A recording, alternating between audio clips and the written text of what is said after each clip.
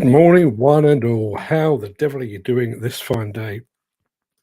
To bear with me just 1 second. I need to do a couple of button presses. I'm going to say good morning to Tom Whiting because Tom's button isn't working for some reason. But good morning to everybody else who has a button.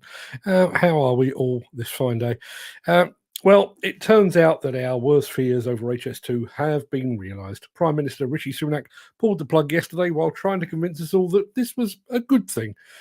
So is anyone really buying the idea that this will free up £36 billion in transport funding? Is this new funding or is it merely repackaged? Is it like the £350 million per week we were going to claw back by leaving the EU? Is it like the 44 new hospitals we were promised but which never materialised? There's been a lot of discussion about the financial cost of HS2 to the UK construction industry, but what about the human cost? What about those young people that pinned their hopes of a construction career on HS2? What about the slew of redundancies that will surely follow the cancellation of the Birmingham to Manchester leg? What about the mental health of those workers that just saw their job security erased with a sweep of Rishi Sunak's pen?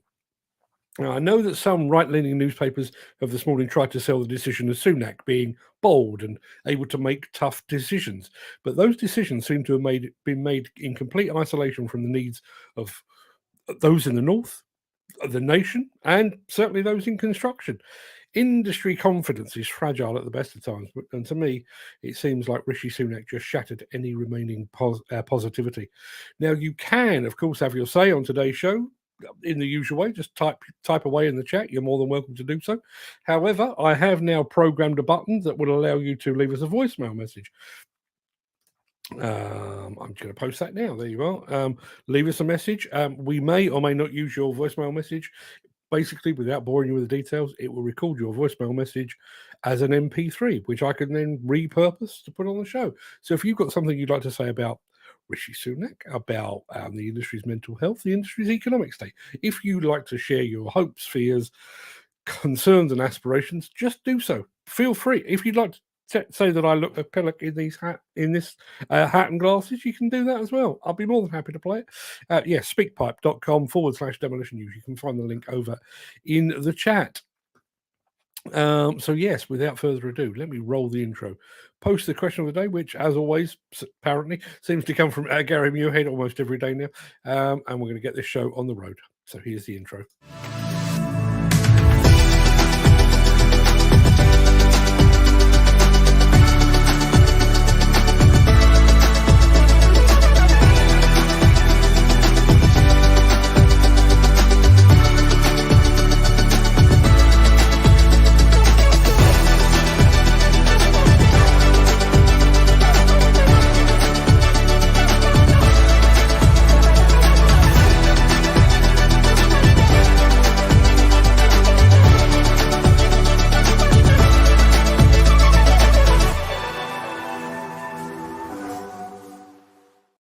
It is Thursday, the 5th of October, which means I'm off to get some dye squirted in my eyes later today, which will be nice.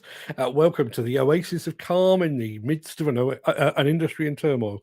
That is the Breakfast Show. I am your host, Mark Anthony. In today's show, we're checking out all the tech that's crammed within the latest generation of Hidromek excavators. Wacker Neuson is on the level. We're back on the electricity charge. See what I did there? With Terex Fuchs. You've heard of 3D printing, but what about 3D paving? And if that's not enough, we're going to be heading down under to meet a satisfied John Deere excavator customer. But first, let's ponder a while. Let's peer back through the mist of time to see what was happening. What was happening on this very day in history.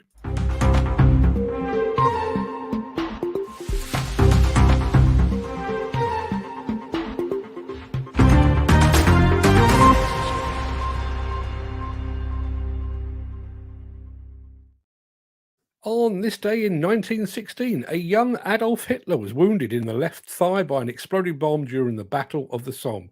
Bloody shame it wasn't his head. In 1961, the movie Breakfast at Tiffany's, the movie premiered. Exactly 1 year later, the first ever James Bond film, Dr. No, premiered in London. In 1969, a little known and, completely unknown TV comedy began on BBC One. It was called Monty Python's Flying Circus. In 1973, Elton John released his Goodbye Yellow Brick Road album. And on this day in 2020, Donald Trump showed his caring side by leaving the Walter Reed Military Medical Center to return to the White House while still infectious with COVID-19. He really is an example to us all, isn't he? Now, before we get to the real meat of the show, let me quickly remind you of our question of the day, which, as I say, comes from Mr. Muirhead.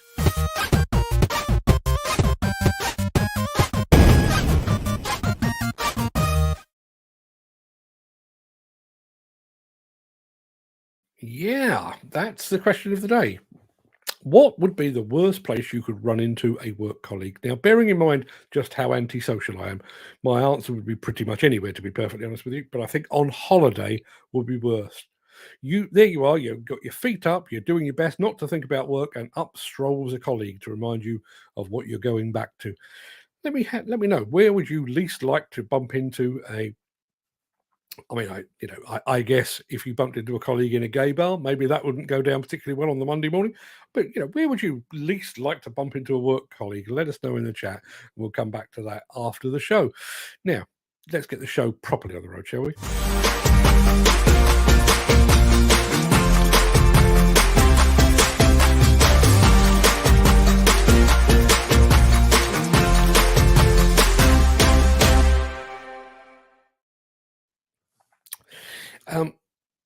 Dan Cullen says you put up yesterday's question of the day. Is that in the chat? Oh, let me have a very quick look up.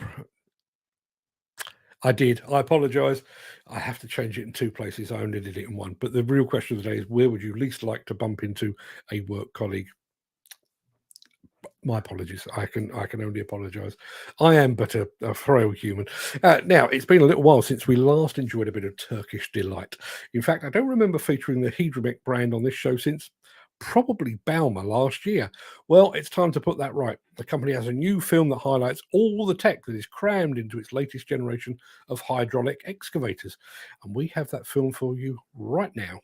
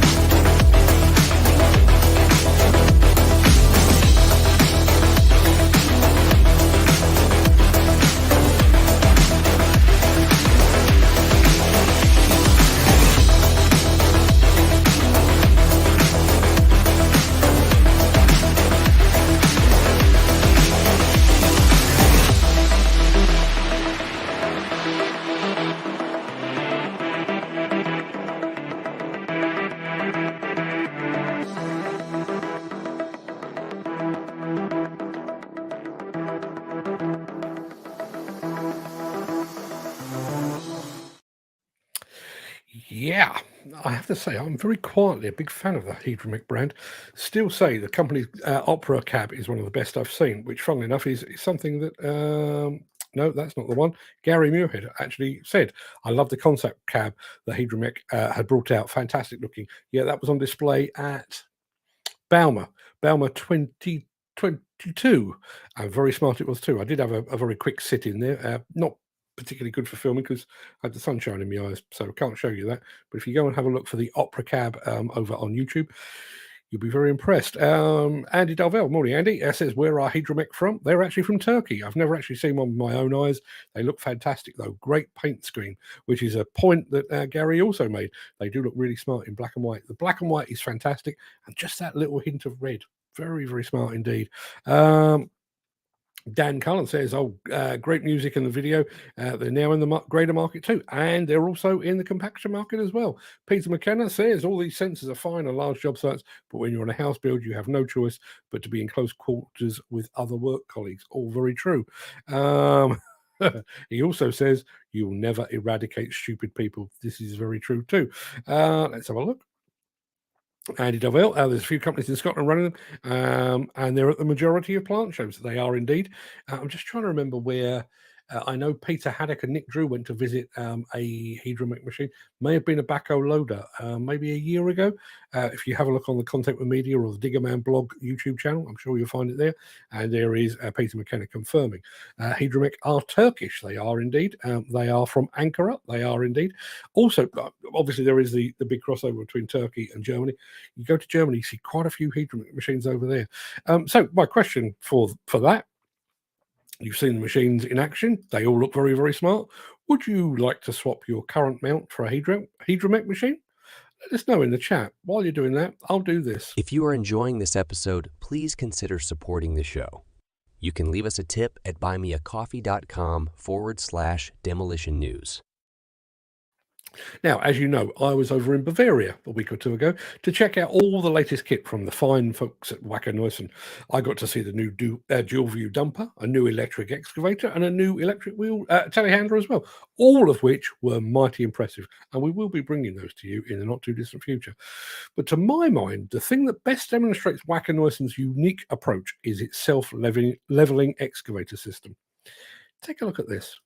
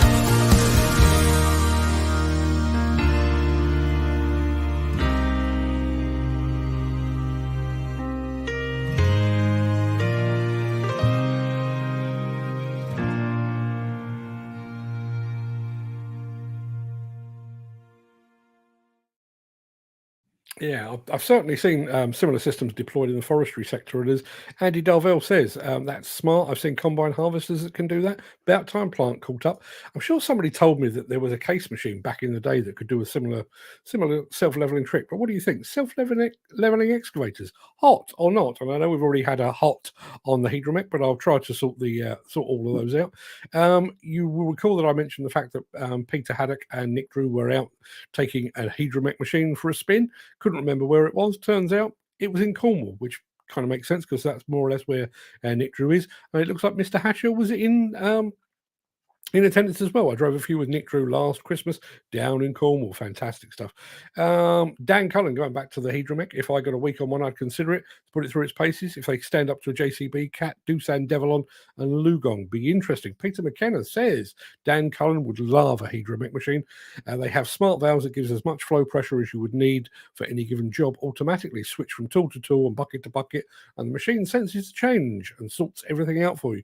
No tinkering with valves to make the machine make the machine perform better. Yes, the Wacker Neuson looks like a fantastic arena. Yeah, we were very fortunate in actual fact. I mean, we had one little spell of rain for about half an hour in the middle of the night, but all the time I was in Bavaria, it was lovely and sunny and everything else. But we were protected. The demonstration area where you could actually dig was actually undercover. Wacker Neuson, they really do think of everything. Dan Cullen, what's he saying there? I can't understand how you work machine using bottom of levers, mind-boggling. Just going back to that, I mean, obviously stating the bleeding obvious here, I love the self-leveling cab. I do think it's a real innovation. I think it's really thinking outside the box. Could you not achieve that with a tilt rotator? Possibly. Probably cheaper. I don't know, but I'm guessing it probably is. I was watching a vid the other day where a lad was putting the stabilizer to good use. Interesting tech that's been around on other machines for some time. Yes, it has.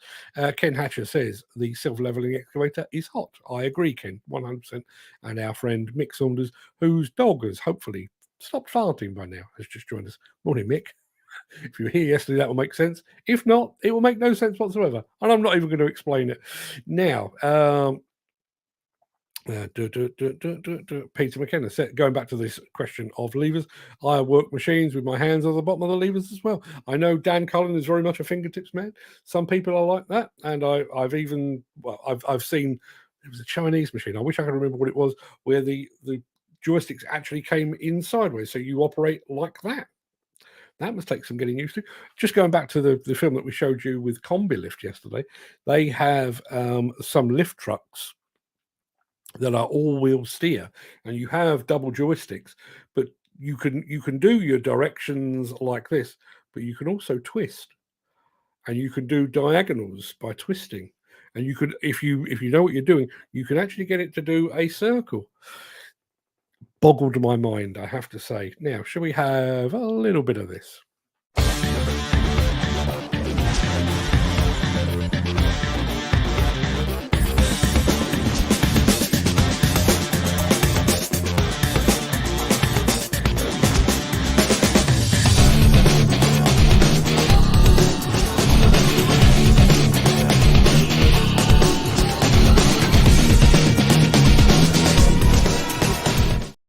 Now, if you were here yesterday, you will recall that we spoke about the possibility of a Wednesday evening show dedicated to all things electric. I say we spoke about it. I think Gary Muirhead demanded it. Well, I've checked my calendar and I've cross-referenced it with the wife's social calendar, which is way busier than my calendar. And I think we're on for Wednesday, the 18th of October at 7 p.m. So not next Wednesday, the Wednesday after. There is one more bit that I'd like to add to the show just to make it really properly worth your while, but pencil it in for now. 7 p.m. Wednesday the 18th of October. Yes, we will be gathering to celebrate, discuss and question all things electric. So just to whet your appetite, it seems only appropriate that we should show you something else that's electric, like this.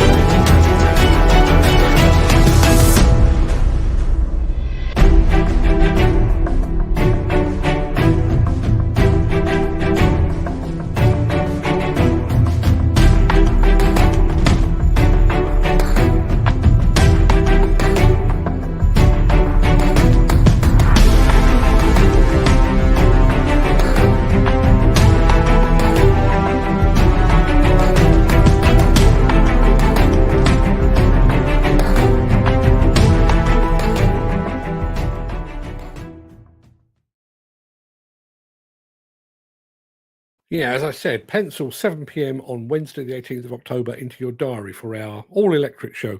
I hope you'll be able to join us. One person that does get a hall pass for that day is Graham Footy Williams, because it's his birthday that day, and he'll be 62 years old. Graham, if you join us, I promise confetti. If you don't join us, happy birthday for the 18th.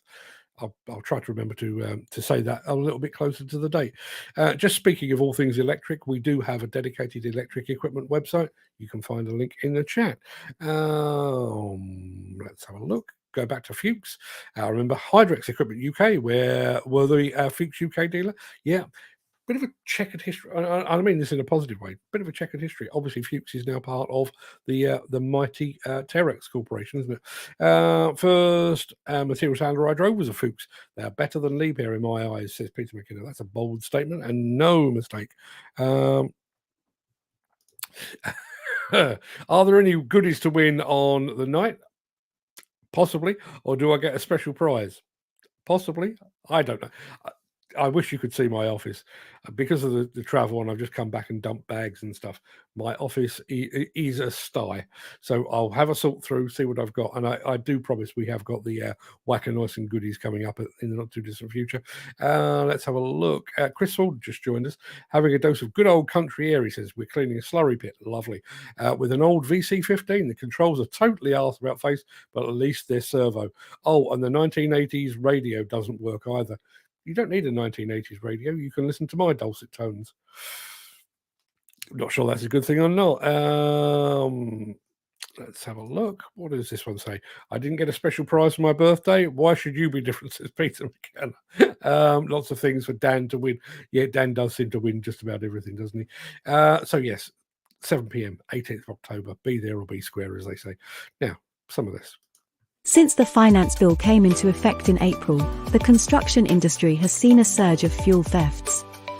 The rising cost of living has placed an additional risk of theft by employees and contractors, as well as opportunistic thieves.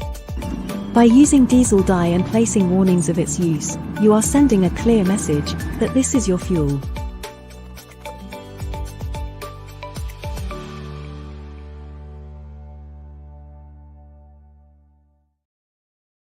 We've all heard of 3D printing, right? I know some people are using it at home, and I also know that some equipment manufacturers are harnessing this technology to help design machines, components, and various other bits and pieces. But have you heard of 3D paving? Now you have.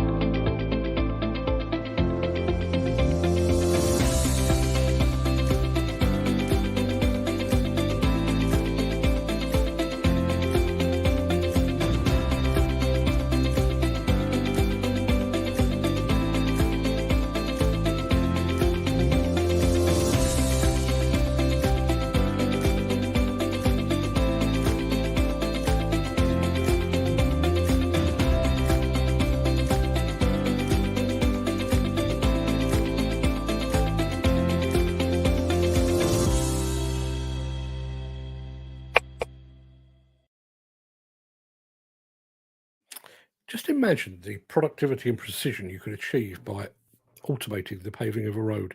And also, no sick days, no holidays, no human error.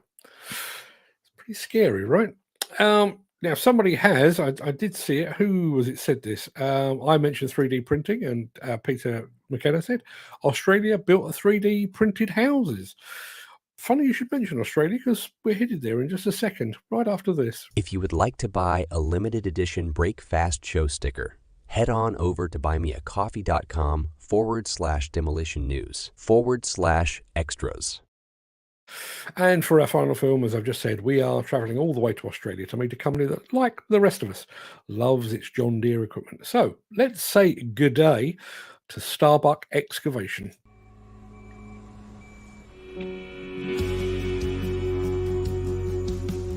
I'm Jimmy Starbuck. I run a company called Starbuck Excavation and Plant Hire. We're based in Melbourne, Australia, and I've got a few 210s and a 380.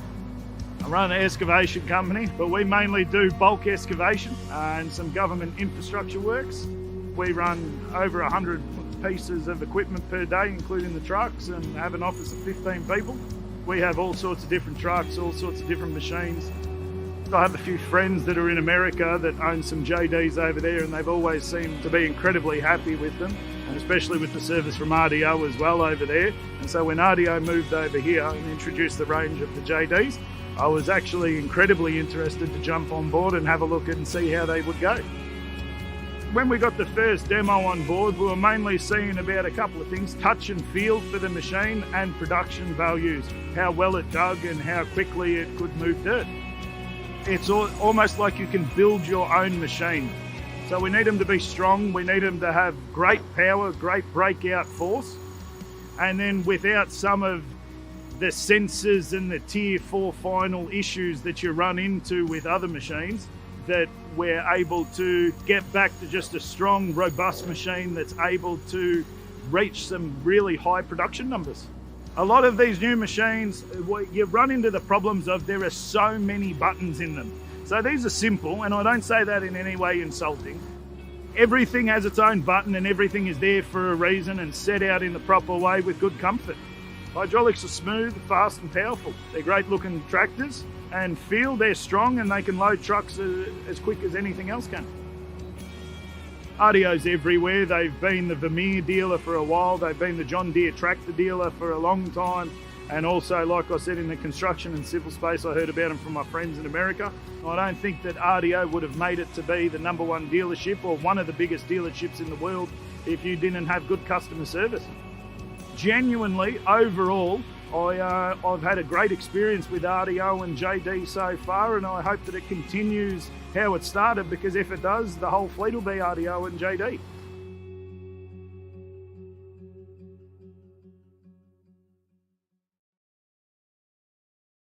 Yeah, I think Starbuck Excavation have made a superb choice. I just wish that we in the UK had the same option. So come on, John Deere, what are you waiting for? There's pent-up demand right here, should you choose to pop up in the UK. Please do.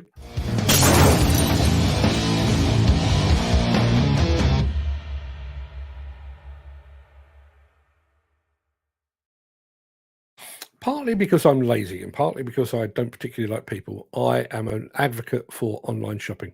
I buy equipment, books, tech, food, music, and a whole host of other things online. And I'm usually happy with my purchases about 98% of the time. But yesterday, I was reminded that online shopping is not without its challenges. So I live in shorts in the summer and jeans in the winter, both of which are fine when I'm sat indoors on my own. However, I have been on the lookout for some trousers that could accompany me on my travels. Something a bit stretchy for comfort, something a bit smarter for evening dinners in Verona or Bergamo, something that wouldn't wrinkle in a suitcase. Last week, I thought I'd found precisely what I was looking for. The trousers ticked all the boxes. They were nice and narrow at the ankle too, just as I like. Better still, the website allowed me to select my precise waist and inside leg measurement. They arrived yesterday. Now, the first thing that I noticed was that my new wrinkle-resistant trousers looked like a testicle. That's not a good start, I thought, but I gave them the benefit of the doubt and I tried them on. The fabric was stretchy, but it was also shiny. It looked like I was wearing a particularly dull shell suit. Rather than being fitted and tapered to the leg, the trousers were square, which meant I looked like I was wearing flares. And then there was the fit. To make them the right length, I had to pull them up to the middle of my rib cage, which was uncomfortable in the gentleman's area, and it also made my body look short and deformed. They're going back in the post today. But have you ever been disappointed with an online purchase? Let us know. I'd love to hear from you. That was my gripe of the day. I'd love to hear yours. What is it that grinds your gears, gets your goat, generally butters your parsnips? We'll be back with another gripe at some point in the not too distant future. And hop over to the chat, see if there's anything we need to address right away. Andy Dalville has just said, anyone know any firms looking for a high reach operator? I will put the feelers out for you, sir. Mark Anthony, have you thought on a new sticker concept with your Facebook, YouTube, and Insta on it? We are thinking about it. there will be more stickers at some point in the future. Let me put it like that. I think that's okay for that. So that pretty much wraps up the main part of this morning's show. I'm going to roll the outro in just a second before leaping gazelle-like. What that is, gazelle-like, over into the chat. See what you're all saying today. If you can't stick around for that, then please stay safe. Look after yourself, your family, your friends, and your colleagues. If you do have the time and the inclination, stick around. I'd love to have a chat with you. The Craic will begin immediately after this final word from our key show sponsor, the fine folks at MB Crusher.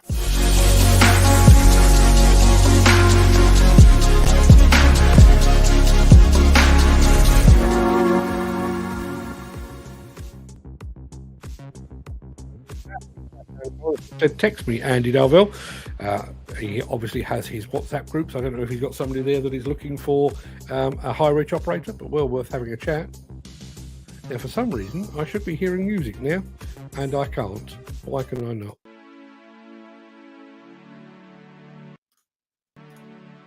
Music isn't working.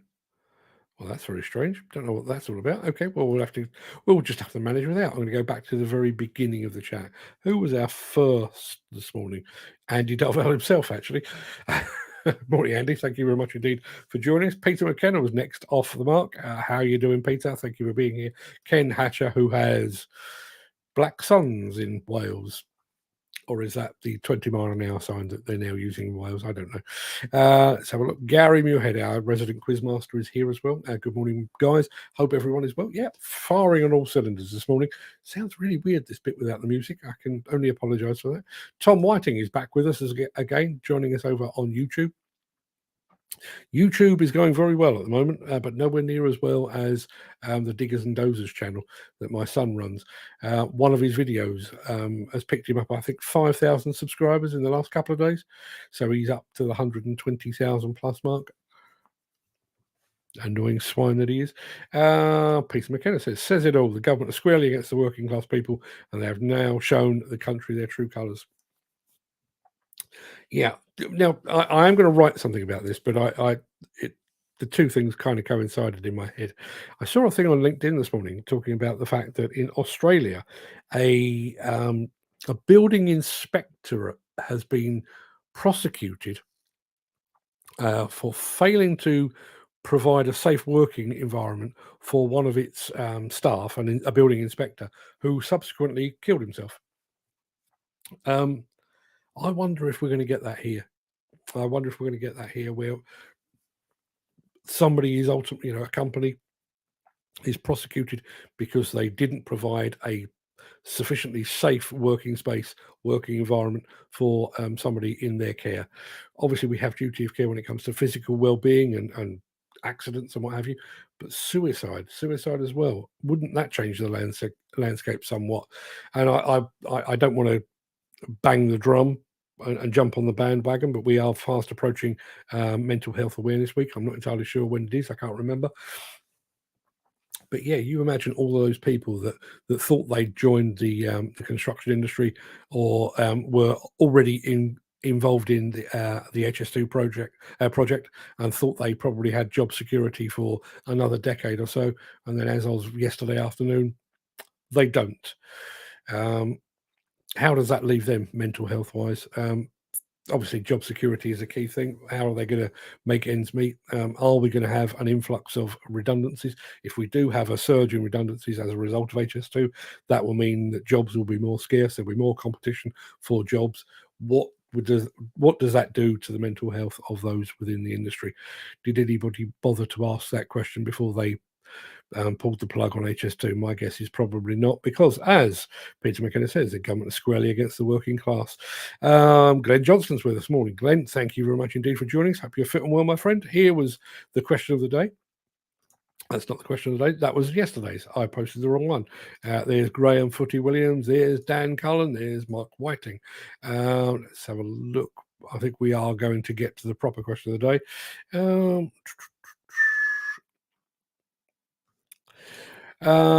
Morning, Skins. It's not all bad news. Tomorrow's Friday. There is that. A fair comment.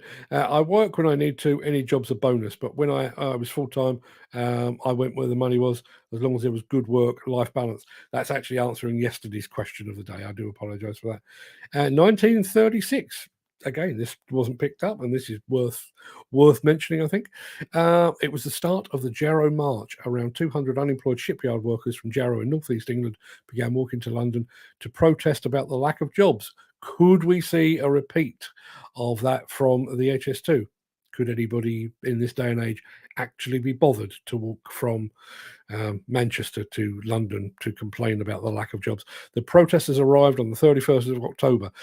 This bronze sculpture, The Spirit of Jarrow by Graham Ibbotson, was unveiled in Jarrow Town Centre in 2001 as a memorial to the 1936 Jarrow March. Only men participated in the historic march, apart from Jarrow's female MP, Ellen Wilkinson. Yeah, different times then, obviously. 1930, the British Army airship R101 crashed at the edge of a wood near Beauvais in France en route to India on its maiden voyage, killing 48 of its 54 passengers. Not good at all. Those included the British Air Minister, Lord Thompson, who may well have contributed to the disaster. He brought luggage on board equivalent to the weight of about 24 people, and the crash of the 777-foot craft was the result of overloading. Ministers, who'd have them, right? Let's have a look. Now, the actual question of the day, as we finally determined, was where would you least like to bump into a colleague? Graham Williams says in the Dole office. Gary Muirhead says in a swingers club. Yeah, I think that's probably fair comment. I'm just going to try the music one more time because I am finding this quite distracting just hearing my own voice in my head. Let's have a go. Nope, still not having it. Yeah, I totally agree. Swingers club, gay bar, something like that. Not going to be good, is it? Question of the day, Chris Ford. Where you shouldn't be in with someone you shouldn't be with. Yeah, you'd have to be pretty good friends with your work colleagues if you're going to be doing that. Peter McKenna rounds things off, I think, with a whorehouse in Amsterdam. Frankly, a whorehouse anywhere. Amsterdam would be bad, but a whorehouse anywhere. Morning, Jim. Didn't mean to introduce you after talk of whorehouses in Amsterdam, but good morning to you, my friend. There is the real question of the day. Where would you least like to bump into a work colleague? Let's have a scroll through. See, Dan Cullen and I are of one mind. I wouldn't want to. If I've seen them before they see me, I'd walk in the opposite direction or turn on my heels and slip out of there. Yeah, I have to say, I've done that a few times. Going back to the Hidromek that we featured at the top of the show, love the concept cab that Hidromek have brought out. Yeah, it is called the Opera Cab. I think it did win a Red Dot Design Award. It's either last year or the year before, maybe. If you want to have a look at probably the best looking cab you're ever likely to see, go and check it out, the Opera Cab, over on YouTube. Andy Darvell asking where Hidromek are from. They are Turkish. They are from Ankara, and they are way, way, way bigger than you might imagine. Great music in the video, and they're now on the grader market too. Yeah, I knew they were in the grader market. I didn't know they were in the compaction market. So that video worked on a number of levels, I think, for all of us. All these sensors are fine on large job sites. When you're on a house build, you have no choice but to be in close quarters with other work colleagues. Is that not more reason for more sensors? If you're working in the wide open plains, in a quarry or a mine, whether you're miles from anywhere or miles from people, do you need object detection? Because if you're in a house building site, do you not need it more? Answers on a postcard, or better still, in the chat, or even better than that, leave us a message. You can now do that. I'm going to fire that up again just to prove that I can. It is that one.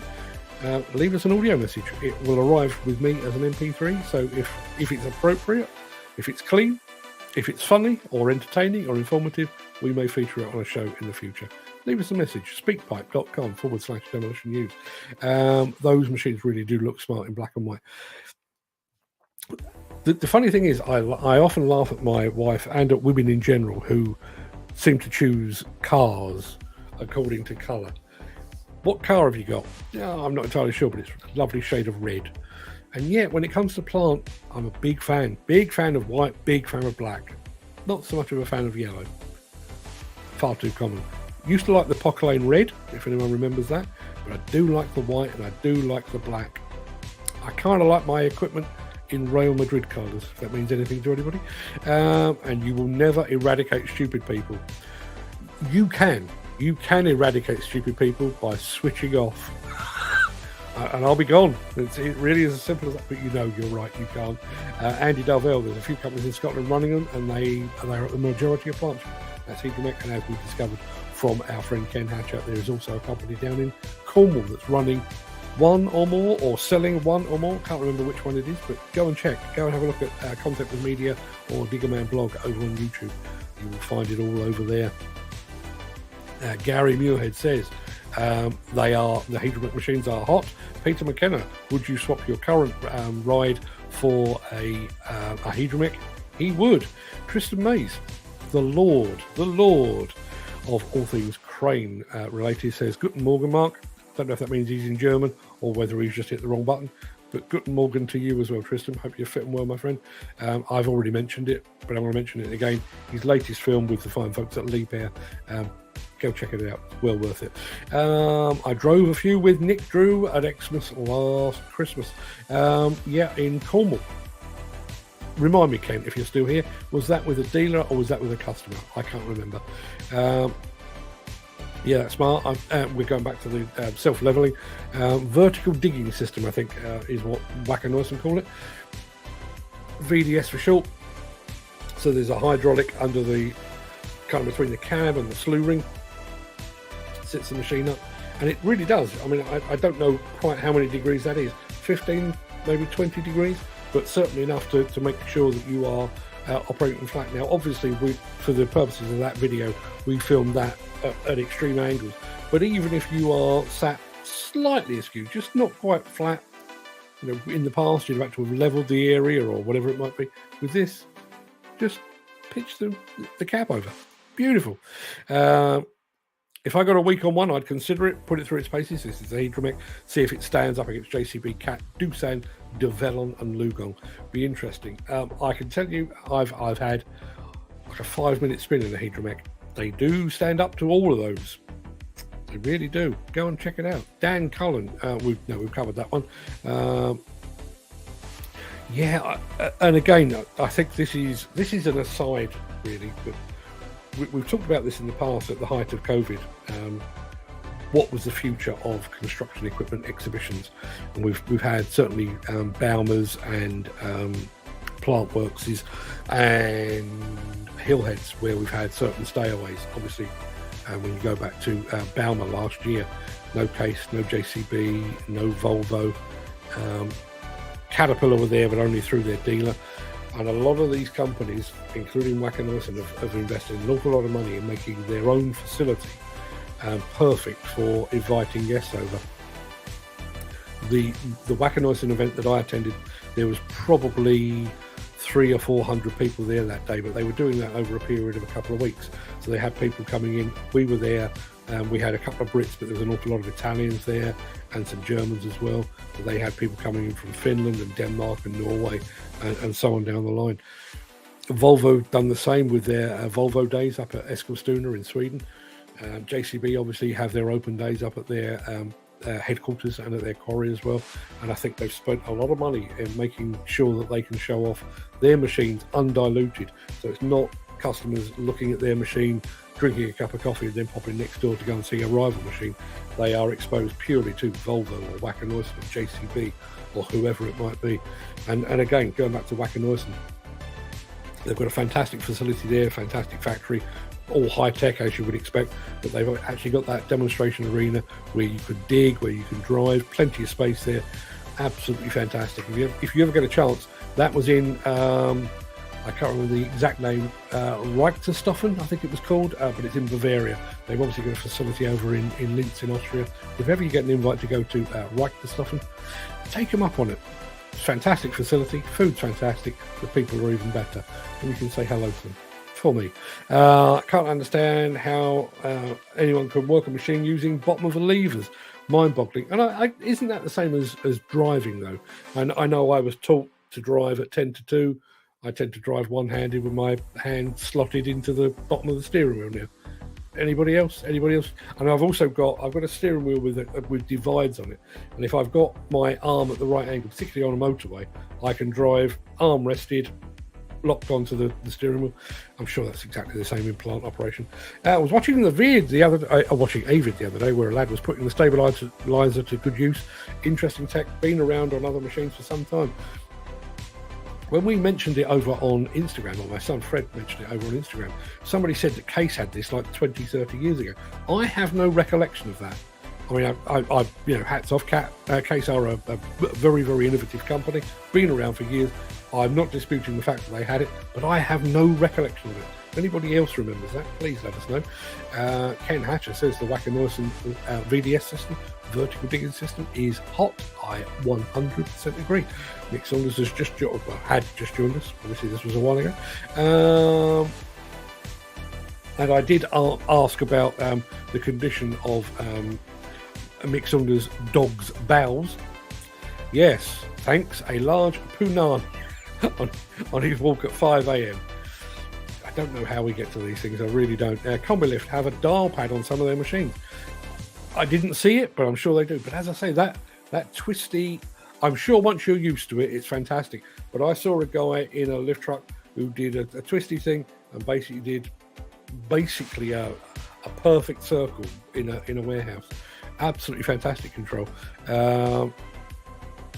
Dan Cullen, still no luck on the jobs front. There is a slight irony, I'm sure it's not lost on anybody else, the fact that the man that runs the jobs group is struggling to find a rider for himself at the moment. Something will come along. As I say, that is one of my concerns with the fallout from HS2, though, is the very fact that we could have a situation where we have a sudden glut of workers available for work, which will make jobs even harder to come by. I'll keep my fingers crossed. Now, I did mention the fact that we are planning, penciled in at the moment, 7 p.m. Wednesday the 18th of October, our next Wednesday evening show, which is going to be on all electric machines. It happens to coincide with Graham Footy Williams' birthday. Don't know if we can do anything with that, but if anybody has any bright ideas of how we might celebrate electric machines and Graham's birthday at the same time, let me know. I'd love to hear from you. Speaking of electric, we do have our own electric earth moving equipment website. You can find it by using the link that's in the chat. Let's have a look. I know we've already mentioned Chris Ford is out in the country air.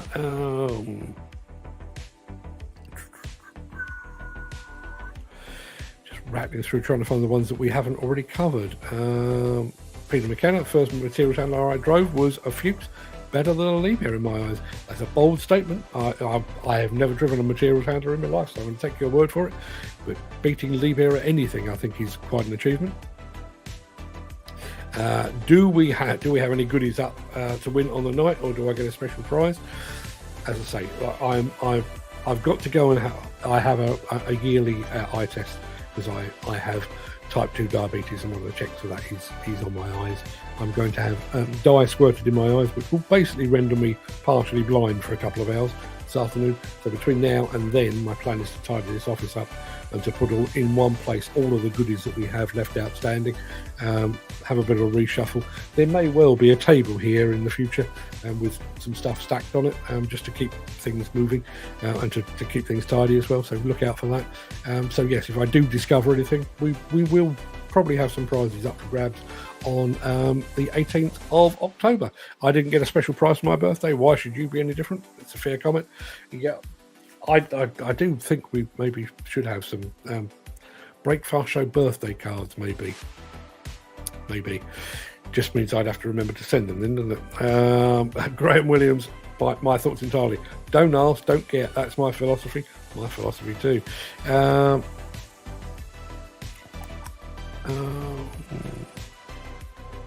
Let's have a look.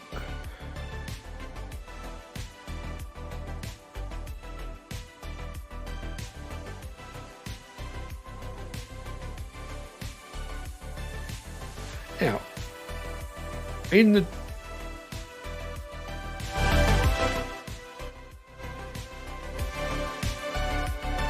Is anybody else hearing that music?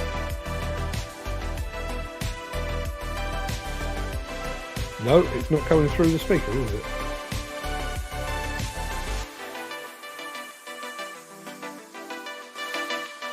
Strange. The music was playing all along, but it's not coming through here. It's coming through somewhere else. I don't know why that is.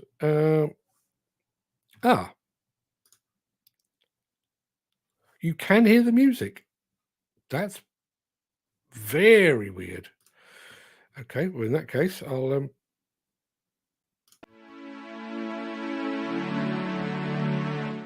put it back on. I don't know what's going on there. Let's have a look. Who else have we got?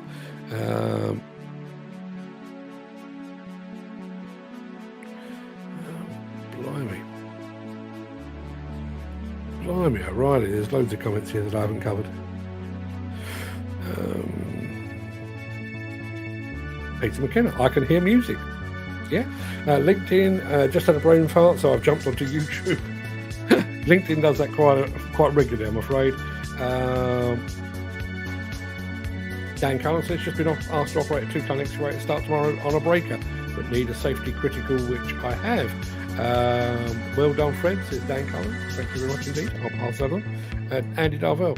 I'm only 5'8", so not that I'm not that high. The machines you drive certainly are they? Well, that's a problem here. Too many nooks and crannies to jump through. Why it takes years to get to the bottom of the reason for an accident. It's unbelievable. 100%. But if all companies were liable for someone's suicide, they wouldn't want to employ anyone direct. There would be a huge knock-on effect for every business.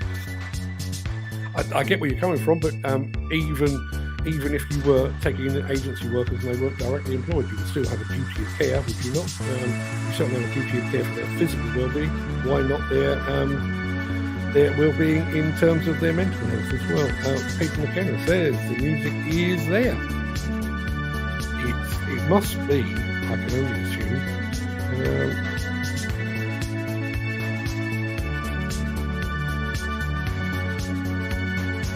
I don't understand that at all. Playing somewhere pretty different here.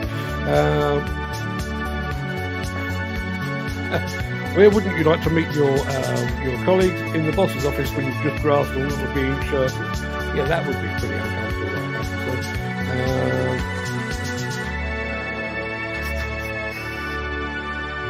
Are you planning on having an open day for people to join you? Yes. The problem is, because of the geographic spread of everyone, you know, I could probably get half a dozen people together in Scotland, probably half a dozen people in the north of England, maybe a few more down in the south of England. That doesn't really make for an open day as such, does it? So I think an open day would end up being in a Starbucks or something. But I really would. One of my stated aims for this is to actually do some more face-to-face and not just have to wait for exhibitions to roll around. Obviously, we've got a few exhibitions next year. Intermat in Paris, which is not ideal. Scott Plant, which I can't attend. And obviously, we've already mentioned the fact that we've got Future Works in September next year, which I apparently will be at. But they're not ideal. I do think we need to come up with some plan of maybe a UK tour or something like that. We'll figure it out. I'm sure if you asked, he would let you on any day. Last time we wanted people to join him, had to prove a point, and you, Dan, got a 10-second slot. I think that's talking about jumping on the show. You can do that. If you have a blowout mark and your hand is in the bottom of the steering wheel, that's an instant broken wrist. At the worst, you no longer have a hand. Always keep your fingers on the outside of the steering wheel. I know you're right. I know you're right, and I 100% agree. But it's a comfort thing, isn't it? Irony is I could be supplying with people with jobs soon, says Peter McKenna, working for an agency as a recruiting consultant. Well, who saw that coming? Funny that, October and April openings for work slowdowns. Worst thing they ever done was split the tax year. Work and contract signing slows. It do indeed. Gripe of the day, staff in car showrooms that don't communicate properly. I'm fuming. Was told my car would be in for a minimum of 3 days. Gone today and they said, no, he's only booked in your car for today. I can see my car coming back unsorted. Bearing in mind my wife's car was in for it was called. It was actually a recall for my wife's car. They had it for more than a month. So look forward to that. Special prize for your birthday. You get another year older. Thanks, Chris. I'm going to refer to that in the future. Apparently, the music is working for everybody except me. I think I may need to actually restart the machine. Dan Cullen says, I never get anything for my birthday as it's just after Christmas and New Year. Everyone's still saving till New Year and not had a decent party. Yeah, my father-in-law's birthday is on Christmas Eve. He has exactly the same thing. He gets combination presents, which is hardly fair. The music has stopped because I turned it back. I turned it off and I turned it back on. Music has stopped now. Yes, I'm well aware of all of that. Let's have a look. Question of the day. The place isn't the problem. They're just the wrong people, and they're wrong everywhere, including yeah, it's very true. Music is high in the mix. Bizarre. Wish I could turn it down. I tell you what, I'm going to go over to the music and turn it the hell off because it's not working properly. I think it stopped. Because I can't hear it, I can't do anything with it. So I hope it's gone. Thank God it's crashed. The music, that is. Yeah, I'm going to have to restart the machine, see if I can get something done with that. Must plan a central location to suit people to join in and get together. It would be ideal if we could actually get together as one. Definitely the East Midlands, says Jim Turner. That would be the easiest because it is in the middle. Give it a slap with a hammer. I may just have to do that. Like women that insist on putting their feet on the dashboard when you're driving along at breakneck speed. If you have front impact and the airbags deploy, it's either broken legs or, at worst, their knees at the front, in the front of their skull, and kill them. That's a pleasant thought to leave us with. And lol, it's off. Yeah. Funnily enough, I had some issues with this platform yesterday afternoon. I normally upload a bunch of videos like the ones that you've shown today. They wouldn't upload yesterday, so I don't know whether the system is being maintained or there's something going on in the background, but for some reason some of it wasn't working. I'm going to have to restart it and see if I can do something with it. Anyway, that's an hour of everybody's time regardless of the lack of music. So everybody, go and have a fantastic day. Hopefully we'll be back tomorrow. Well, we'll be back tomorrow regardless of what happens, but hopefully we can come back tomorrow with music. And it's about time I updated that music, actually. I'm going to go and try and find some new tunes to play in the background if I get the chance. Peter McKenna says, have a fun day. Bile. Dan Cullen says, have a wonderful day, guys. Jim Turner. Mark, could you get us in a tour of a Breeden Quarry that's central and near the airport? I'd love to do a tour of Breeden Quarry myself, actually, but let me have a word. I have friends in high places. I have more friends in low places, to be perfectly honest, but let me see what I can do, see if I can make something like that happen. Anyway, people, go and have a fantastic day. I need to go and have dye squirted in my eyes. So if you find me here tomorrow doing this, you know why, but I can do this with my eyes closed. And there's Mick someone to say, stay safe, fellas. Have a good day. Indeed, that would be a good meetup, Jim Turner. Jim, I'll do my level best. See what I can do. Until tomorrow, everybody, go and have a fantastic day. I need to tidy up this pigsty of an office before I go and get my eyes sorted. And yeah, that'll do us. Everybody, have a good day. Stay safe. See you tomorrow.